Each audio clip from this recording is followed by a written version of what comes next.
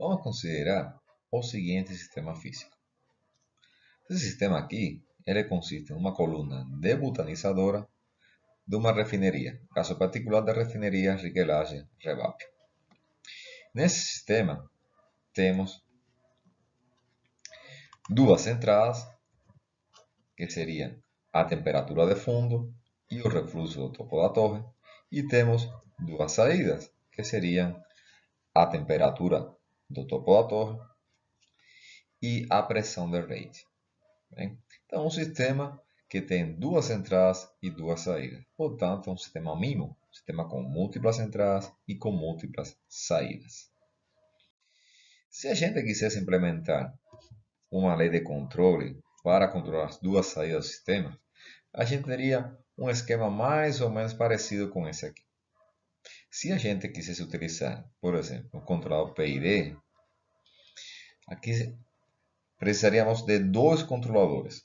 Basicamente, um controlador que vai ligar a saída 1 com a entrada 1 e um outro controlador para ligar a saída 2 com a entrada 2.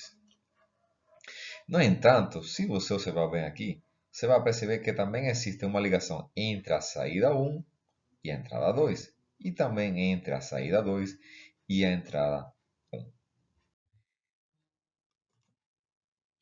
Isso aqui faz com que existam duas malhas ocultas. Se você tentar, por exemplo, controlar a saída 1, né, olhando somente esse controle aqui, ou seja, você vai a controlar a saída 1 mexendo no controlador GC1. Se você olhar, se você fazer isso aí, você não vai perceber que na hora que você está mexendo nesse controlador, esse controlador também está afetando a saída 2. Então aí você vai tentar ajustar o controlador 2, porque a saída 2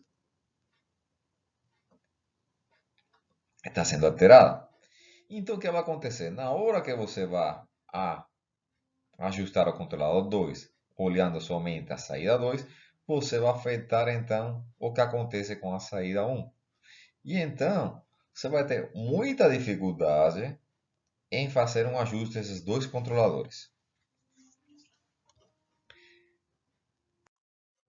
E por isso que existem outras técnicas de implementação para controle quando a gente tem mais de uma entrada.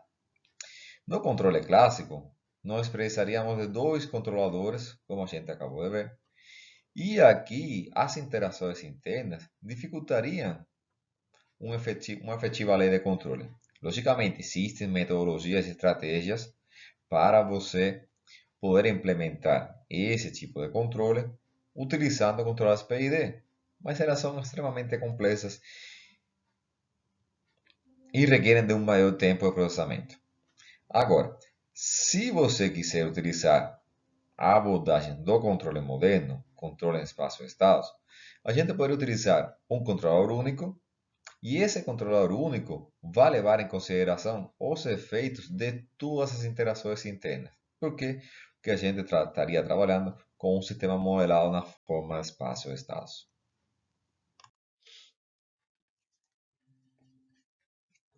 Então, vamos assumir o seguinte. Vamos implementar uma lei de controle por alimentação de estados, só que agora para sistemas que têm mais de uma entrada. Nesse caso, vamos a considerar que o nosso sistema tem N estados e M entradas.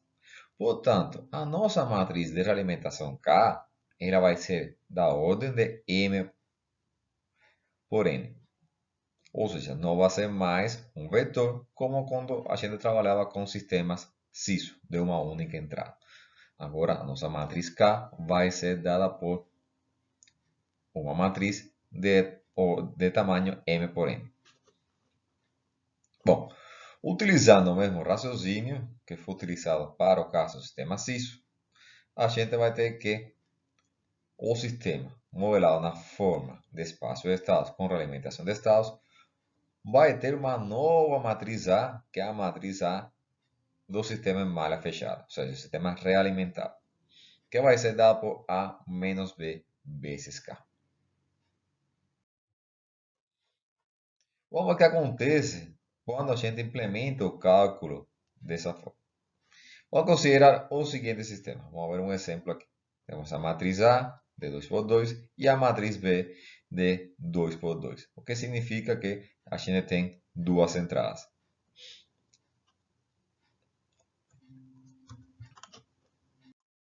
Bom, o primeiro passo sempre na hora de implementar uma realimentação de estados é verificar a controlabilidade do nosso sistema. Você vê agora que a matriz de controlabilidade ela não vai ser mais uma matriz de n por n. Agora vai ser uma matriz, nesse caso aqui, de 2 por 4. Você já vai ter aqui 2, que seria o número de estados, e aqui 4, que seria a multiplicação dos estados pela quantidade de entradas, quer dizer, n por n. Bom, então, analisando aqui o oposto dessa matriz de controlabilidade, a matriz de controlabilidade continua calculando da mesma forma, seria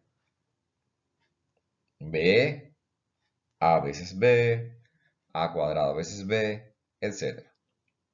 Então, nesse caso aqui, observem que essa matriz MC, que é a matriz de controlabilidade, ela tem somente duas colunas linearmente independentes, que seriam a primeira e a segunda coluna. Por quê? A terceira coluna é igual à soma da primeira com a segunda. E a quarta coluna é igual à soma da primeira mais duas vezes a segunda coluna. Então, portanto, o sistema tem posto, a matriz de controlabilidade tem posto 2, e como o posto coincide com a ordem do nosso sistema, que é o de 2, a gente pode afirmar que o sistema é completamente controlável de estado. Bem, o próximo passo é determinar a equação característica e os autovalores do sistema. Você vê que o procedimento é basicamente o mesmo. Os autovalores do sistema se obtêm resolvendo a equação característica. E os autovalores do sistema dão 2,62 e 0,38. Como os dois autovalores têm parte real positiva, a gente pode afirmar que o sistema é instável, ou seja, ele não é estável. Bom, sabemos que vamos aplicar uma realimentação de estados onde a matriz K tem dimensão de 2 por 2, de n por n. Nesse caso, a nossa matriz vai ter 4 elementos, eu vou chamar de K11, K12, K21 e K22. E o efeito de multiplicar a matriz K pelo vetor de estados está dado por essa expressão aqui. A matriz A do sistema de malha fechada é sabido que ela é dada por A menos B vezes K, sendo K essa expressão aqui. Portanto, resolvendo essa equação matricial, chegamos a que a matriz de realimentação em malha fechada, matriz A, vai ser dada por 1 menos K11, 1 menos K12, 1 menos K21 e 2 menos K22. A equação característica do sistema de malha fechada é obtida resolvendo o determinante de SI menos A em malha fechada. Resolvendo essa expressão aqui, chegamos a essa expressão aqui embaixo. Bem, esse seria o polinômio característico do sistema de malha fechada controlado por realimentação de estados. Bom, se a gente decidiu, por exemplo, que vamos a colocar os polos de malha fechada em menos 5 e menos 6, ou seja, os autovalores do sistema realimentado estarão nessas posições aqui, significa que o polinômio característico do sistema de malha fechada tem que ser igual a esse aqui. Bom, gente, temos esse polinômio e temos esse polinômio aqui. O que precisamos fazer agora é igualar os dois polinômios, ou seja, os coeficientes dos dois polinômios têm que ser iguais. Portanto, aqui vamos a ter um sistema formado por duas equações e 4 incógnitas.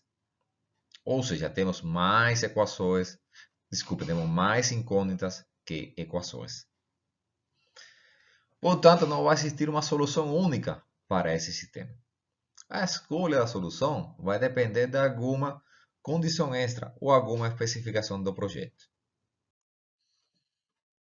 Por exemplo, se queremos colocar K21 e K22 como sendo zero, significa que vamos anular o efeito da entrada 2. Ou seja, imagine que a entrada 2, por exemplo, ela não está funcionando corretamente. Ou seja, o atuador vinculado à entrada 2, ele não funciona corretamente e eu vou separar, ou seja, vou tirar de funcionamento a entrada 2. Nesse caso, K21 e K22 seriam iguais a zero. Bom, resolvendo para K21 e K22 igual a zero, fica que K11 igual a 14 e K12 é igual a 57. Portanto, a minha realimentação de estado vai ser dada por menos K vezes X, de onde o 1, que seria a entrada relativa à primeira entrada, o primeiro atuador, seria menos 14x1 e menos 57x2. Já a entrada 2, como ela está anulada, seria igual a zero. Um outro caso, vamos considerar agora o mesmo problema, só que agora queremos desacoplar os dois estados. Para tal, a gente vai escolher K12 e K21 como sendo igual a 1. Observem que se K12 e K21 forem iguais a 1, em malha fechada, vamos ver aqui que isso aqui vale 0 e esse aqui vale 0. Então, escolhendo K11 igual a 6 e K21 igual a 7, os polos em malha fechada ficariam localizados em menos 5 e menos 6, que é como você queria. Então, nesse caso, temos aqui uma matriz, sistema com a matriz A do sistema controlado malha fechada por alimentação de estados, que cumpre com as condições antes especificadas. Existem diversos métodos para a obtenção da matriz K no caso multivariável. A diferença do caso CISO com uma única entrada, onde a matriz K sempre vai ser única, no caso multivariável a gente não tem uma matriz de realimentação única. A maioria dos critérios que são seguidos, ele acompanha algum índice de desempenho. Por quê? Porque o objetivo é, já que você consegue obter mais da matriz K, então vou escolher aquela que otimiza com um índice pré-determinado ou que cumpra alguma especificação de projeto já pré-definida.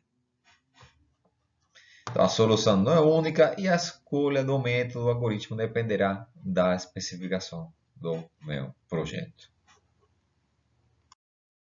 No MATLAB, temos a função place. Essa função place, ela vai calcular os polos do sistema de malha fechada, tanto para sistemas ISO como para sistemas MIM.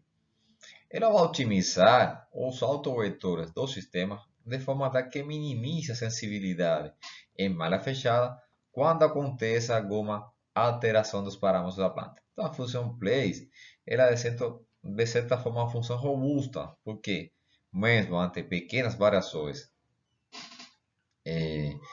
dos parâmetros da planta, o resultado continua sendo satisfatório.